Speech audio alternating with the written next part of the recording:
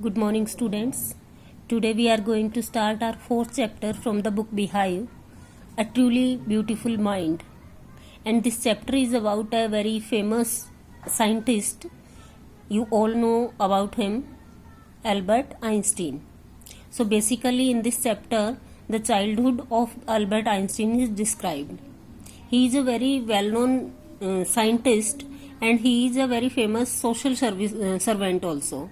He thinks about the world, about the human being, and he is against the build-up of arms and gathering of arms. When Second World War started, he was very much concerned about the use of atom bomb. So he wanted to form a world government, so that this world government can control all the countries when they use arms against each other. So let's start the topic. Who do you think of when you hear the word genius? Who is a genius? What qualities do you think a genius has? जब आप ये word सुनते हो genius, तो कौन आपके दिमाग में आता है? कौन होता है जीनियस? क्या क्वालिटीज होती हैं जीनियस की? We shall now read about a young German civil servant who took the world by storm about 100 years ago. अब हम एक ऐसे जर्मनी के एक ऐसे समाज सेवक के बारे में पढ़ेंगे जिसने कई सौ सालों पहले इस संसार में क्या है, तूफान सा ला दिया था. In the summer of 1905, the 26-year-old published in quick successions 4 groundbreaking papers. Groundbreaking means innovative, and successions means एक के बाद एक, in sequence. What does the author tells? In 1905, जब Albert Einstein was 26 years old, उनके 4 papers क्या है, एक के बाद एक पब्लिश होते हैं. And these 4 papers are about, one is about light, second one is about motion of particles, and third is about thermodynamics of moving bodies, and fourth paper is about energy. His work took up only a few pages in scientific journals. Scientific journals means scientific magazines.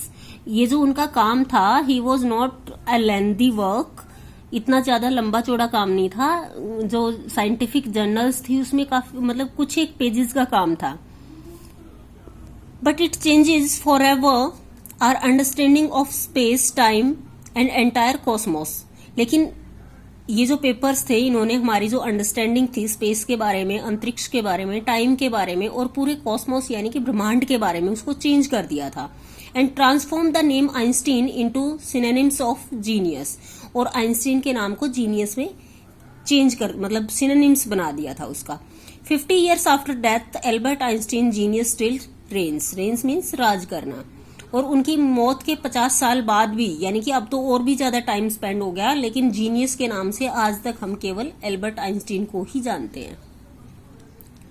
Albert Einstein was born on 14th March 1879 in the German city of Ulm. कहाँ पे उनका जन्म होता है?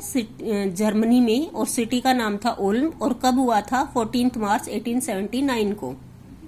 Without any indication that he was destined for greatness. और उनके जन्म के टाइम ऐसा कोई भी इंडिकेशन, ऐसा कोई संकेत नहीं था कि वो बहुत ज्यादा फेमस होने के लिए पैदा हुए हैं. ऑन द कॉन्ट्रेरी, इससे उल्टा था क्या? His mother thought Albert was a freak. उनकी उनकी जो मदर थी, उनको लगता था कि एल्बर्ट आइंस्टीन बड़े ही अजीब हैं. फ्रीक मीन्स अजीब, extraordinary. To her his head seem too much large. क्योंकि उनको लगता था कि उसका जो सिर है एल्बर्ट आइंस्टीन का, ये कुछ ज्यादा ही बड़ा है. At the age of 2.5 Einstein still was not talking. जब वो 2.5 साल के हुए तो भी क्या है कि एल्बर्ट आइंस्टीन बातें नहीं कर रहे थे, बोलना शुरू नहीं किया था. अदरवाइज क्या है कि नॉर्मली बच्चे 1 साल तक कुछ वर्ड्स को बोलना शुरू कर देते हैं. When he finally learned to speak, he uttered everything twice. और जब फाइनली उन्होंने बोलना शुरू भी किया तो क्या था कि uttered means बड़बड़ाना. हर एक बात को वो 2 बार दोहराते थे. Einstein didn't know what to do with other children. और आइंस्टीन को ये तो पता ही नहीं था कि दूसरे बच्चों के साथ कैसे, मतलब क्या किया जाए, कैसे खेला जाए। And his playmates call him boring brother. तो यही कारण था कि उसके जो साथी थे, उसके साथ खेलने वाले बच्चे थे, वो उसको बोरिंग ब्रदर के नाम से पुकारते थे। So the youngster played by himself much of the time. तो ये जो बच्चा था एल्बर्ट आइंस्टीन, ये ज्यादातर टाइम क्या था, अपने आप ही खेलता रहता था। ही स्पेशली लव्ड मैकेनिकल टॉयज, और खासकर क्या है, मैकेनिकल टॉयज तो उसको बहुत ही पसंद थे। इतना ज्यादा मतलब मैकेनिकल टॉयज में इंटरेस्ट था। Looking at his newborn sister Maja, he said to have said, fine but where are the her wheels. और जब उसकी छोटी बहन माजा का जन्म हुआ, तो फर्स्ट टाइम जब वो माजा को देखता है, तो व्हाट ही कमेंटेड कि बाकी सब तो ठीक है, लेकिन इसके व्हील्स कहाँ हैं। यानी कि क्या था कि वो मैकेनिक्स में इतना ज्यादा इंटरेस्टेड था कि हर चीज को वो एक मशीन के रूप में देखता था। एक और मतलब उनके बारे में इस बॉक्स में बताया है, let's read. Otto Knockbar, the historian of ancient mathematics, told a story about the Einstein that he characterizes as a legend. एक हिस्टोरियन हुए हैं, वो भी उनके बारे में एक स्टोरी बताते हैं जो उनको एक लेजेंड बनाती है।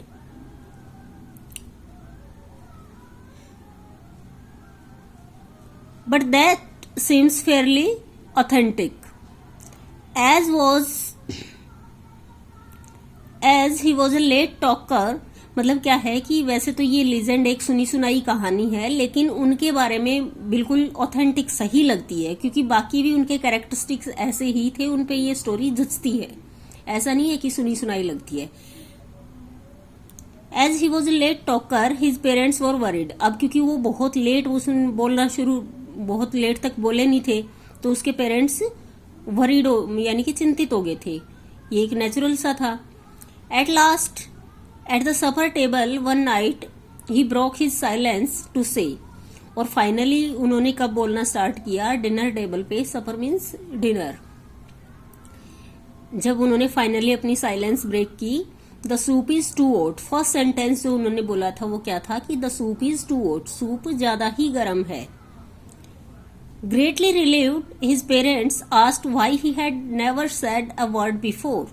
मतलब उसके पेरेंट्स को रिलीव्ड मीन्स बहुत ज्यादा राहत भी महसूस होती है, और वो ये भी पूछते हैं कि अब तक उसने एक भी शब्द क्यों नहीं बोला, अब ऐसे पूरा सेंटेंस बोल दिया। एल्बर्ट रिप्लाइड, एल्बर्ट क्या जवाब देते हैं, because up to now everything was in order. क्योंकि अभी तक क्या था कि हर एक चीज क्या थी, बिल्कुल ऑर्डर में थी, उनको बोलने की जरूरत ही नहीं पड़ी। यानी कि वो थोड़े अजीब तरह के तो थे। In third paragraph, A headmaster once told his father that what Einstein chose as a profession wouldn't matter. एक बार उनके हेडमास्टर ने उसके फादर को क्या कहा कि वो कोई भी प्रोफेशन चूज करे, whether the profession is of doctor, scientist or whatever, ये फर्क नहीं पड़ता, because he will never make a success in at anything, क्योंकि वो किसी भी चीज में सफल नहीं हो सकता।